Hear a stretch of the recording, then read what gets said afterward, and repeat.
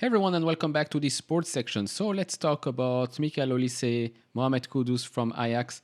And then I have to start the video actually with some recent news that broke out right now. Brighton supposedly have gotten a mysterious new bid for Moises Caicedo by another club, another Premier League club. They cannot say who it is. It is definitely not Liverpool. And apparently that bid is higher than what Chelsea are bidding for Caicedo right now. Interesting. I don't believe this one bit. There's no club right now, especially not in the Premier League. Maybe a Saudi club, but hey, why would they splash the cash on Moises Caicedo?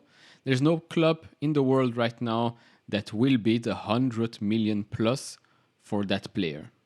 I just called their bluff. Forget about this. And to be honest, if you're Chelsea, if you're the Chelsea owners, do you really want to be played around like this by a club like Brighton? No disrespect, but I mean, this thing has been dragging around for way too long. I always said the same and the same. We shouldn't buy him right now if that's the price we have to pay. There are many other options in the market. We've talked about that before. There's Edson Alvarez, Tyler Adams, and someone even commented what happened with Calvin Phillips, right? He was a pretty good player when he was at Leeds, now at City, rotting on the bench. Why not try our luck there?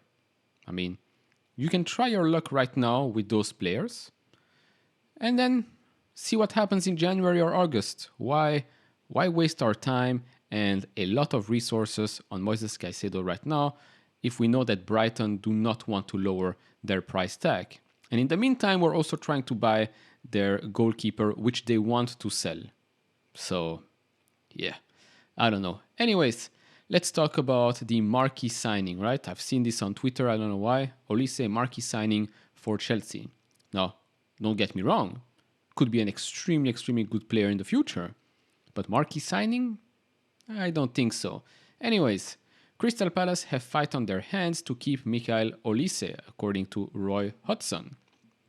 Of course, Crystal Palace will have a pretty difficult season if they don't do something quickly with regards to their transfers. Yes, they have signed a player that Chelsea were interested in, Mateus Franca, but they lost Zaha, and to be honest, their squad isn't that deep, that big to be able to compete with the other clubs that are buying a lot of players in this window, that bought some players in January already, so they have some work cut out for them.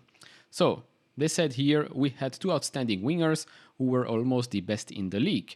Michael Olise on the right side and Wilf on the left side. We don't have Wilf anymore and clubs are circling around Olise. And he says here there's a bit of work for the chairman, Steve Parish, and sporting director to do between now and the end of August, because the team we put out today was, in our opinion, at this moment in time, our best team, but we don't have the strength behind that team that we had last year with all those senior players that we lost. And so for them to maybe cash in on a player like Olise might offer them the chance to go and grab a couple of other players to add to their team. Maybe we can send one of our young players on loan there, could help them out, who knows. But why is there so much interest in Michael Olise? Well, if you look at his performances, by the way, he's valued at 38 million euros. So what happened in the last couple of seasons? At Reading, he played 73 games, scored 7 goals, assisted 14 times. At Crystal Palace, 71 games, 6 goals, 19 assists. It's not last season, it's overall at times when he plays at Crystal Palace and at Reading.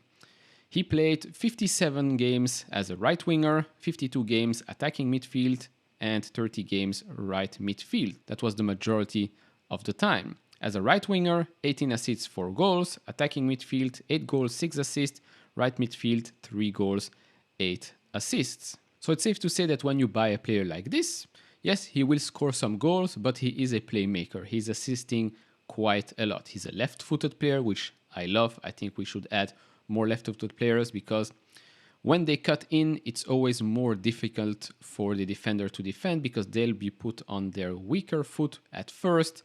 Then they switch.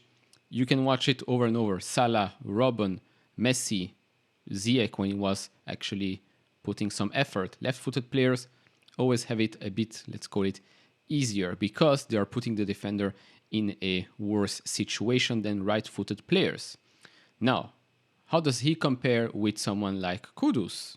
So Kudus, he's valued at 40 million euros. By the way, both of them are 21 and 22 years old, so the age aspect here won't be such a big deal. So he played the majority of his time at Ajax and then I think in Norway. Can't really pronounce this name, but okay. 57 games there, 14 goals, 3 assists. Then at Ajax, 84 games, 23 goals and 11 assists.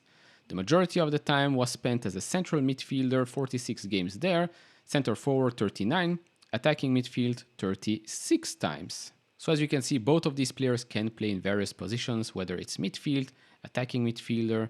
I mean, for a club like us who were lacking goals last season, who were lacking that creativity, I think either way could be a good choice. I like OLISE a bit more. He has that Premier League experience as well. And so I'm in favor of that move. Now, of course, I'm not in charge of the club, so let's wait and see what happens. But you're getting a creative player, a pretty exciting player as well. Now, of course, do let me know in the comments down below who do you think will join Chelsea by the end of the transfer window. If you enjoy this type of videos, leave it a thumbs up, subscribe if you have not, and I'll see you all in the next one. Bye-bye.